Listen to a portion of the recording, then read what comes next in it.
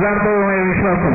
അള്ളാഹു രോഗം മാറ്റാൻ ഇന്ന ഔലിയാക്കൾക്ക് കഴിവ്, പിന്നെ അതുപോലെ മറ്റസുഖങ്ങൾ മാറ്റാനുള്ള കഴിവ്, കുട്ടികളെ കൊടുക്കാനുള്ള കഴിവ്, ഇങ്ങനെ ഓരോ കഴിവ് അള്ളാഹു സുബ്ഹാനഹു വ തആല ഓരോരുത്തർക്കും കൊടുത്തിട്ടുണ്ട് എന്ന് ഉള്ള വിശ്വാസം ശരിയായിട്ടുള്ള വിശ്വാസമല്ല. അതുപോലെ ആറ്റുകാലമ്മച്ചി എന്ന് വിളിച്ച് പ്രാർത്ഥിക്കുന്നതും ഭീമാലിയമ്മച്ച എന്ന് വിളിച്ച് പ്രാർത്ഥിക്കുന്നതും രണ്ടും തുല്യമാണ്. കാരണം എന്തെന്ന് പറഞ്ഞു കഴിഞ്ഞാൽ ആറ്റുകാലമ്മച്ചി എന്ന് വിളിച്ച് പ്രാർത്ഥിക്കുന്നവനും അവനും പറയുന്നത് ദൈവം കൊടുത്ത ശക്തി കൊണ്ടാണ് അവൻ പ്രാർത്ഥിക്കുന്നതെന്നാണ്. അതുപോലെ ഇവരും പറയുന്നത് അള്ളാഹു കൊടുത്ത കഴിവ് കൊണ്ടാണ് ചോദിക്കുന്നത്. അങ്ങനെ അള്ളാഹു കൊടുത്ത കഴിവിൽ നിന്ന് ചോദിക്കാൻ എവിടെയാണ് തെളിവ്? ഖുർആനിൽ നിന്നും സുന്നത്തിൽ നിന്നും പറഞ്ഞാൽ ഈ സഹോദരന് ഒരു സമാധാനം ഉണ്ടാവും. ഇൻഷാ അല്ലാഹ്. രണ്ട് രീതിയാണ്.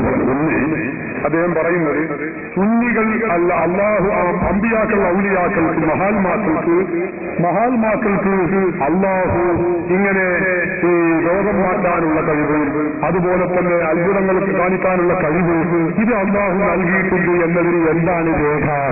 പരിശുദ്ധ ഖുർആനാണ് രേഖ. അള്ളാഹുവിന്റെ ഖുർആൻ പഠിപ്പിക്കുന്നത് കാണാം. ഈസാ നബി അലൈഹിസ്സലാത്തു വസ്സലാം അള്ളാഹു അല്ല, ദൈവമല്ല. ഈസാ നബി അലൈഹിസ്സലാത്തു വസ്സലാം പറയുന്നു, അന്നീ ഖദ് ജിഇതുകും ബിആയത്തിൻ മിൻ റബ്ബികും അന്നീ അഖ്ലഖ്തുകും മിന അത്മീനി കഹിയത്തി ത്വയ്രി ഫഅൻഫുഖു ബിഹി ഫയകൂനു ത്വയ്റൻ ബിഇذനില്ലാഹ്. ബഹുമാനപ്പെട്ട ഈസാ നബി പറഞ്ഞു, ഞാൻ കളിമണ്ണുകൊണ്ട് ഒരു പക്ഷിയുടെ രൂപം പടക്കുന്നു, എന്നിട്ട് ഞാനത് ഊതുമ്പോൾ ഫയകൂനു ത്വയ്റൻ ബിഇذനില്ലാഹ്, അത് പാറി പറക്കുന്നു. ഖുർആൻ പഠിപ്പിക്കുകയാണ്. കോഴിയുടെ മുള്ളോട് കുവന്നി പൊന്നാരെ കൂട്ടാതെ തൂകി പറപ്പിച്ചു വിട്ടോ. അള്ളാഹുവിന്റെ മാലയിൽ കാണാൻ കഴിയുന്നു. ഇത് അള്ളാഹുവിന്റെ മാത്രം സിദ്ധിയല്ല, അള്ളാഹു തന്റെ ഇഷ്ടദാസന്മാർക്ക് നൽകുന്ന കഴിവാണെന്ന് ഖുർആൻ പറയുന്നു. മറ്റൊന്ന് രോഗം സുഖപ്പെടുത്തലാണ്. ഖുർആൻ തന്നെ പറയുന്നു, ഈസാ അലൈഹിസ്സലാത്തു വസ്സലാം ദൈവമല്ലല്ലോ, ദൈവാവതാരമല്ലല്ലോ, ദൈവപുത്രനല്ലല്ലോ, അള്ളാഹുവിന്റെ അധികാരാവകാശങ്ങൾ യഥാവി നടപ്പിലാക്കിയ ഉൾക്കൊള്ളുന്നവനല്ലല്ലോ. അങ്ങനെയുള്ള ഈസാ നബി പറയുന്നു,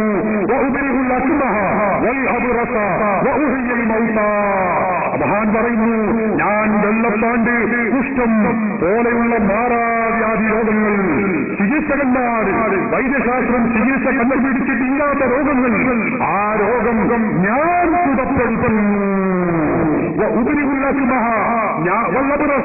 വെള്ളപ്പാണ്ട് കുഷ്ഠത്തിനെ ഞാൻ സുഖപ്പെടുത്തുന്നു. മഹാന്മാക്കൾക്ക് അല്ലാഹു ആ കഴിവ് നൽകുന്നു. മാത്രമല്ല മരിച്ചവരെ ഞാൻ ജീവിപ്പിക്കുന്നു. ആരാ പറയുന്നത്? അല്ലാഹു ജീവിപ്പിക്കല്ല, ഈസാ പറയുകയാണ്, ഞാൻ ജീവിപ്പിക്കും മരിച്ചവരെ. അല്ലാഹു അല്ലാത്ത അവന്റെ ഇഷ്ടദാസന്മാർക്ക് അല്ലാഹു ആ കഴിവ് നൽകുകയാണ്. ജീവനിടിച്ചോവർ ചാകും കിലസത്തെ നന്നാക്കി വിട്ടോവർ.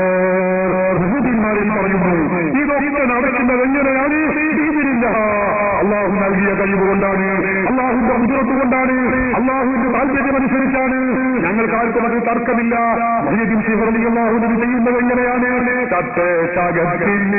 ജീവനിടിച്ചോവർ ചാകും കിലേശത്തെ നന്നാക്കി വിട്ടോവർ.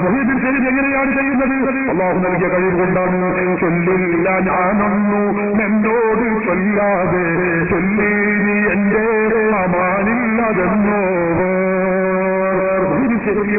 പറയുന്നു. അള്ളാഹുവിന്റെ അനുമതി പ്രകാരമല്ലാതെ ഞാനൊന്നും ചെയ്യുന്നില്ല, ഞാനൊന്നും പറയുന്നില്ല. കുട്ടിയകത്തുള്ള വസ്തുവിനെ പോലെ കാണാൻ ഞാൻ നിങ്ങളെ നൽകാമെന്നോ. ഇത് ഞാൻ പറയുന്നത് അള്ളാഹു എനിക്ക് നൽകിയ കഴിവ് കൊണ്ടാണ്. അനുവാദം വന്നാൽ പറവാനാണെന്നോ. അള്ളാഹുവിന്റെ അനുമതി കിട്ടിയെങ്കിൽ മാത്രമേ ഞാനിതൊക്കെ പറയുകയുള്ളൂ. ഇതാണ് മുഹ്യിദ്ദീൻ ശൈഖ് പറയുന്നത്. അത് തന്നെയാണ് ഈസാ നബി പറയുന്നത്. വിശുദ്ധ ഖുർആൻ അത് വരച്ച് കാണിച്ച് നമ്മുടെ മുമ്പിൽ പറഞ്ഞു തരികയാണ്. പ്രവാചകന്മാർക്കുണ്ടാകുന്ന മുഅ്ജിസത്തുകളാണ് ഔലിയാക്കൾക്കുണ്ടാകുന്ന കറാമത്തുകളെന്ന് ഇബ്നു തൈമിയ്യ തന്നെ തന്റെ മജ്മൂഉൽ ഫതാവയിലേക്ക് കുറിച്ച് നമുക്ക് കാണാൻ കഴിയും. അപ്പോ അമ്പിയാക്കൾ, ഔലിയാക്കൾ, അള്ളാഹുവിന്റെ ഇഷ്ടദാസന്മാർക്ക് ഇതുപോലുള്ള അത്ഭുതകരമായ പ്രവർത്തനങ്ങൾ ചെയ്യാനുള്ള കഴിവ് അള്ളാഹു നൽകുകയാണ്. ഈ ഒരു കഴിവ് അള്ളാഹു നൽകുകയാണ് എന്ന വിശ്വാസത്തോടെയാണെങ്കിലാണ് അത് തൗഹീദാണ് അവരോട് ചോദിക്കുന്നത്. അതല്ല അവർക്ക് ദൈവത്വം കൽപ്പിച്ചുകൊണ്ട് ദൈവമാണെന്ന് കരുതിക്കൊണ്ടാണോ എങ്കിൽ എങ്കിൽ അത് ശിർക്കാണ്. ഞാൻ പറയുന്നതല്ല, നിങ്ങളുടെ മുജാഹിദ് പ്രസിദ്ധീകരണം അൽമനാർ തന്നെ വ്യക്തമായി രേഖപ്പെടുത്തി വെച്ചുകൊണ്ട് കഴിയുന്നുണ്ട്. ആ ദിവ്യത്വം കൽപ്പിക്കുമ്പോഴാണ് ശിർക്കാകുന്നത്. ദിവ്യത്വം കൽപ്പിച്ചിട്ടില്ലെങ്കിൽ, ദൈവമാണെന്ന് വിശ്വാസമില്ലെങ്കിൽ അത് ഒരിക്കലും ശിർക്കാവുകയില്ല എന്ന് സമസ്തക്കാരായ ഞങ്ങളുടെ വാദമല്ല, മുജാഹിദിന്റെ വാദമാണ്. ഇതാ ഞാൻ കാണിക്കാം. നിങ്ങളുടെ സൽപ്പതി അൽമനാറിൽ വളരെ വ്യക്തമായിട്ട് തന്നെ നിങ്ങളുടെ സംസ്ഥാന നേതാക്കൾ ഈ കാര്യം വളരെ വ്യക്തമായി രേഖപ്പെടുത്തി വെച്ചതാണ്.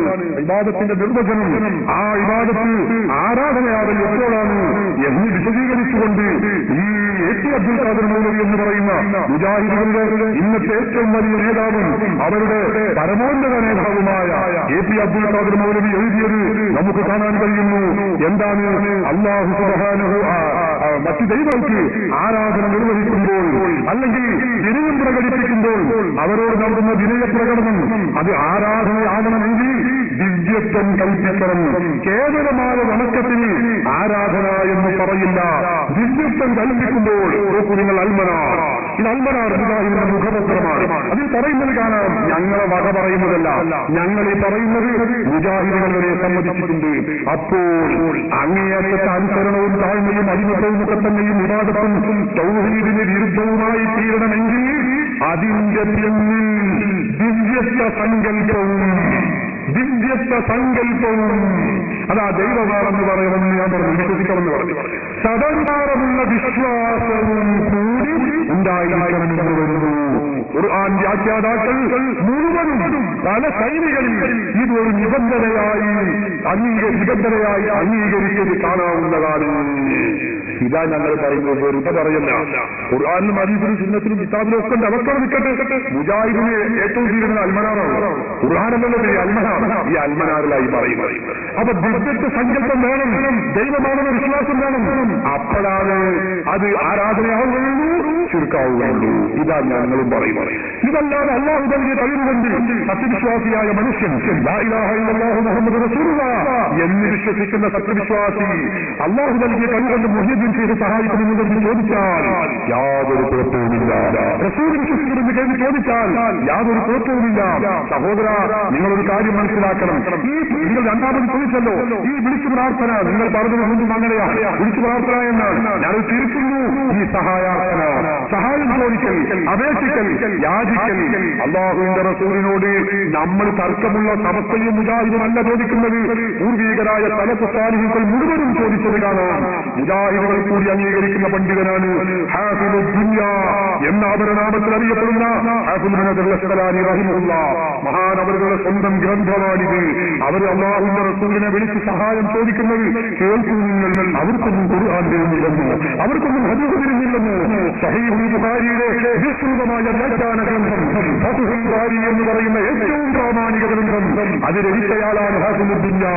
3 ലക്ഷത്തോളം വരുന്ന ഹദീസ് പാണ്ഡിത്യമുള്ള മഹാനാണ്. അല്ലാഹുവിന്റെ റസൂലിനെ വിളിച്ചു പറയുന്നത് നോക്കുന്നില്ല. യാ സയ്യിദർ റസൂലില്ലദീ സാഖൽ വറാ ബഅസൻ സമാകുല്ലൽ വുജൂദി വജൂദാ. ലോകത്തിന്റെ നേതാക്കളിൽ നേതാവായ നബിയേ, നേതാക്കളിൽ നേതാവായ നബിയേ, മുസ്ലിങ്ങൾക്ക് നേതാവായ നബിയേ. ഹാദീ വിറാഅത്തു മുദ്നിബിൻ മുതമസ്സികി ബിബലായികും യൗമ കാന വലീദാ. പാവപ്പെട്ടൊരടിമയാണ് നബിയെ, ഞാൻ അങ്ങയോട് വളരെ വിനയപൂർവ്വം ആവശ്യപ്പെടുന്നു. എന്താണ് ഞാൻ ആവശ്യപ്പെടുന്നത്?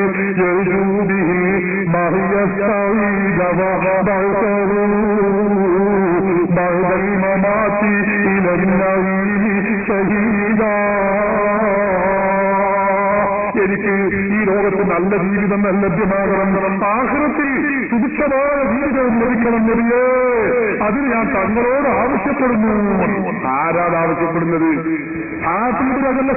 സമസ്തന്റെ പ്രസിഡന്റ് അല്ലത്. നിങ്ങൾ ഓർക്കണം, നിങ്ങൾക്ക് നിഷേധിക്കാറുണ്ട് അല്ലാഹുവിന്റെ പണ്ഡിതനാണ് നിങ്ങൾ.